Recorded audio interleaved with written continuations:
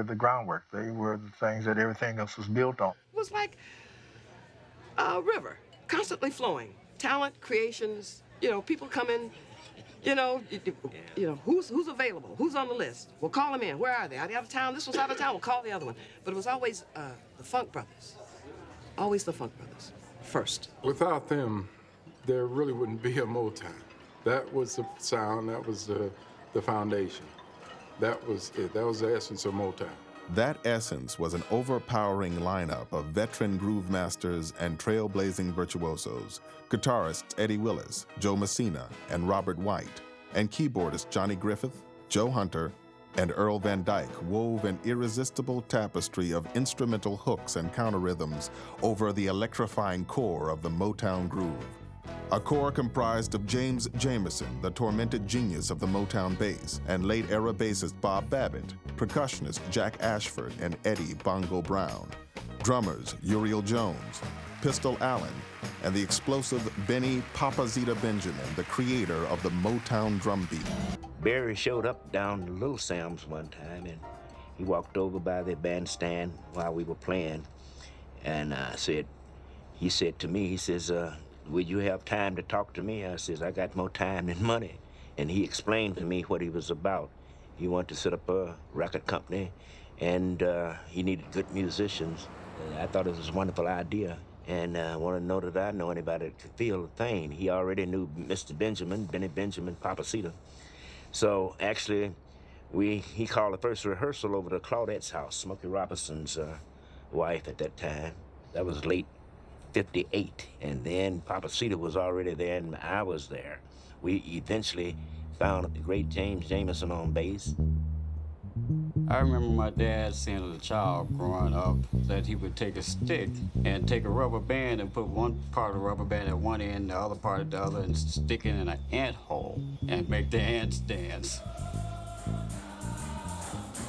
Well, the most important pointer that my father taught me when I'm playing, if I don't feel it, don't play it. Don't put something in it. He just felt life, that life was music. There's a indentation right here in the bass where he kept his thumb right here as a rest. That's how old this bass is. So you can see all the dirt on here. As he says, the dirt keeps the funk. This has been the original bass ever since he started playing, before he switched over to precision.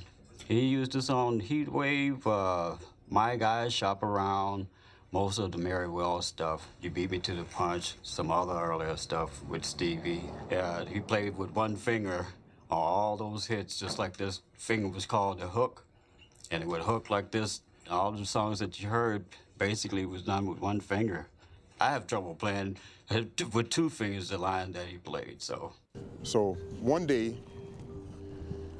we went to the studio and we were supposed to record, and there was a big sign on the door saying, there won't be any work here today.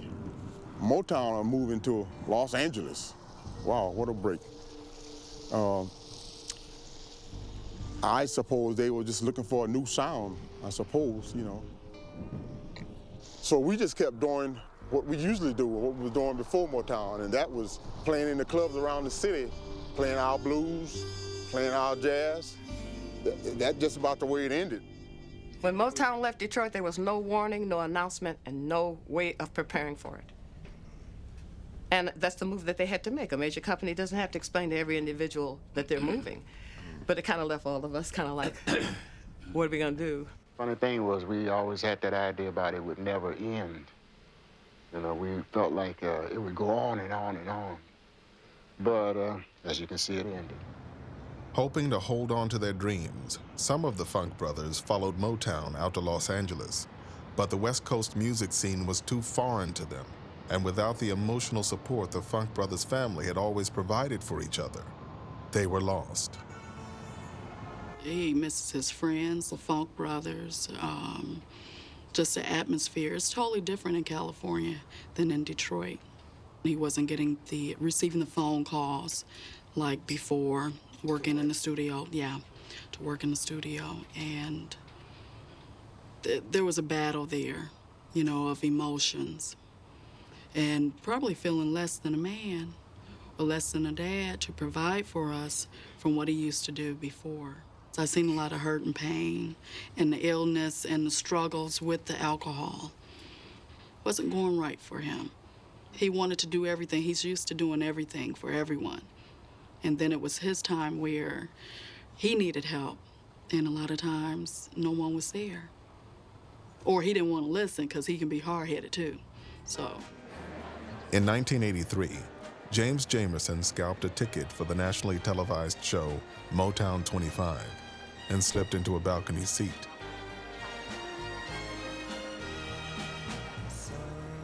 Two months later, he slipped away forever.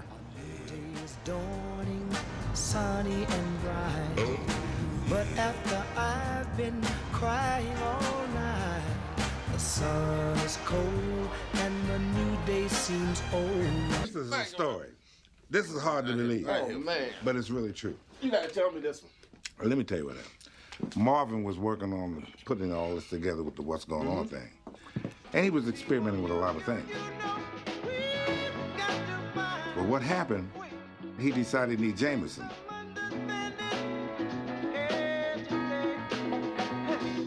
So Jamerson was working at a local club, and Marvin found out where he was working. He went over there to get him. Jamerson was blasted.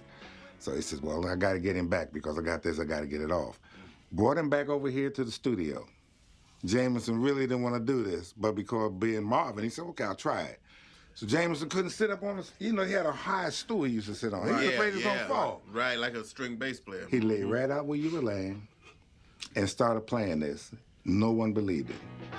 I can't And believe it. he did a job that no one could do standing up. He did it laying down. That was James Jamerson. Yeah, the master.